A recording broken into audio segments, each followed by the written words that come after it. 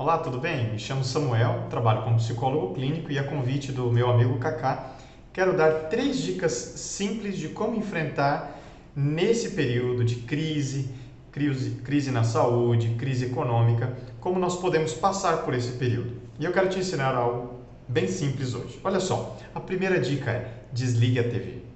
Desliga essa porcaria. Isso não informa, isso não ajuda e mais atrapalha. Porque a TV basicamente só traz as coisas ruins, porque é isso que vende.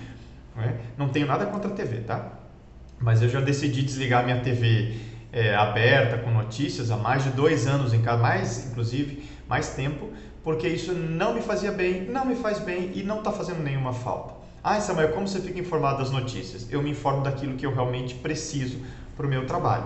Né? Então eu trabalho com pessoas, desenvolvimento de pessoas, eu fico antenado na questão econômica, política, mas eu não fico me alimentando com isso. Essa alimentação não faz bem. Então, a boca fala do que o coração está cheio. Se nós falamos muito aquilo, nosso coração está cheio disso. E como enche isso? Os olhos são a janela do coração. Tudo aquilo que você assimila pelo olho vai enchendo isso daí e não vai ajudar em nada. Então, a primeira dica é desligue isso daí. Ah, Samuel, mas tem o celular. Então, saia dos grupos onde essa alimentação não está fazendo bem. Começou essa crise, meus grupos de WhatsApp, família, né? Principalmente família, né? Começou no coronavírus, gente, eu não quero saber disso. Eu falo, ó, assim que passar a crise eu volto, sair de todos os grupos. Você pode fazer isso, tá? As pessoas vão ficar chateadas, elas não vão entender. As pessoas não entendem e se você ficar nos grupos por causa da família, você está vivendo em função delas e não em função de você, aquilo que te faz bem. Você está deixando de viver a sua vida para viver em função do que o outro pensa a seu respeito, ou está falando de você ou deixando de falar. Então eu te convido a desligar essa TV, sair daquilo que está te alimentando de forma errada. E, Samuel, mas como então eu sei o que está acontecendo? Se informe das fontes que realmente importam. Eu vou contar dados básicos aqui de pesquisas, realmente pesquisas, que eu fiz e eu achei pesquisas científicas que ajudam a embasar as minhas decisões nessa questão. E isso ajuda a me alimentar de coisas boas. Eu me alimento aqui para fazer bem aqui na alma, né? O coração faz parte da alma, mas ele é a parte emocional, vamos colocar assim. Quais são essas fontes? Eu vou em fontes de dados estatísticos que está acontecendo. Quais são os países mais infectados? Quais foram os países que conseguiram sair mais rápido da crise? Quais foram os países menos infectados? Né? E eu vou te dar um dado básico aqui. Até anteontem, que foi eu olhei essa estatística ontem, mas ela tem um dia de atraso, né? A Itália, por exemplo, tem uma população de idosos uma população idosa de mais ou menos 20%. O Japão ultrapassa isso, eu não sei essa porcentagem, mas eu sei que ela ultrapassa essa porcentagem. É um país super populoso, ou seja, mais populoso que a Itália, e densamente povoado, porque o tamanho é menor. Então, a quantidade de habitantes por metro quadrado é maior. Olha só, a Itália está com não sei quantos mil casos. Sabe quantos no Japão até anteontem? 45 mortos, tá? E casos descobertos, 1.045. Para você ter uma base, no mesmo dia o Brasil tinha mais de 3.800 casos confirmados e apenas 57 mortes. Os Estados Unidos e a China está disparado o número de mortes e casos, né? A China já estabilizou a curva de casos, a tendência agora é decair. No mundo todo ainda existe uma ascendência, só a China que conseguiu controlar. Então, aí está uma informação. A outra informação é que o aspecto econômico pode matar muito mais pessoas do que o aspecto da saúde. Samuel, você é contra essa quarentena? É claro que não. Não sou irresponsável nem incoerente. Mas eu acredito que o aspecto econômico é muito mais perigoso do que a saúde. E eu vou te explicar por quê. Tem uma estatística que foi feita por gringos, ou seja, por estrangeiros, cientistas estrangeiros com mais de 5.500 cidades no Brasil. Para cada 1% de desemprego, 30 mil pessoas morrem em decorrência desses desempregos, ou suicídio, ou fome, ou uma série de outras coisas, né? Depressão e pá. Então, nós estamos por volta de 8%, essa foi a última estatística do Brasil, antes da crise do coronavírus, do Covid-19.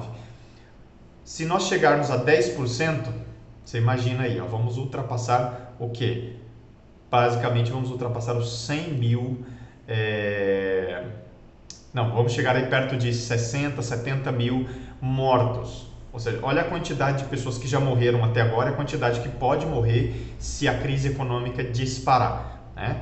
Tem tudo a ver com a quarentena. Vou te contar um caso de um casal amigo nosso. Eles têm 2 lojas da Cacau Show, né? Não estou fazendo propaganda, mas é a loja deles e é basicamente lojas que vendem chocolate nessa época do ano.